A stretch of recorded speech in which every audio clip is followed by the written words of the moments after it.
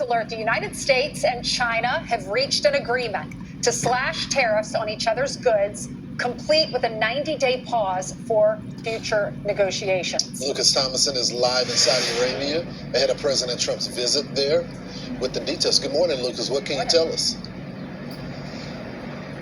Well, good afternoon from Riyadh, guys. Before President Trump arrives here in Saudi Arabia tomorrow morning, big news on the trade front. A trade deal has been announced with China, an agreement to slash tariffs. Here's President Trump's trade rep, Jamieson Greer, speaking in Geneva. We come to agreement that our reciprocal tariff rate will go down to 10% on the United States side, so it goes down 115%. We enter into a 90-day pause period for negotiations, which both the Chinese and the United States are very committed to, and the Chinese on their side also go down 115% to 10%, and they remove the countermeasures that they have in place. So tariffs are being slashed, and here's President Trump's Treasury Secretary Scott Bessent speaking alongside Greer in Geneva. Neither side wants a decoupling. And what had occurred with these very high tariffs, as Ambassador Greer said, was the equivalent of an embargo, and neither side wants that. We do want trade. We want more balanced trade. And I think that both sides are committed to achieving that.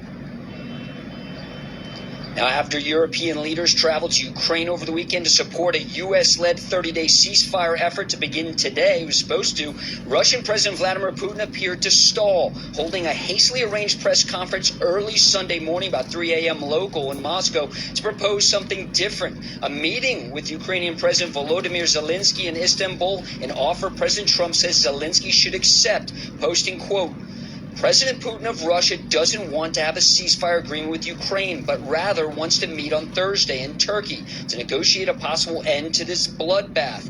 Ukraine should agree to this immediately. At least they will be able to determine whether or not a deal is possible, and if it is not, European leaders and the U.S. will know where everything stands and can proceed accordingly. I'm starting to doubt Ukraine will make a deal with Putin, who's too busy celebrating the victory of World War II, which could not have been won, not even close, without the United States of America. Have the meeting now.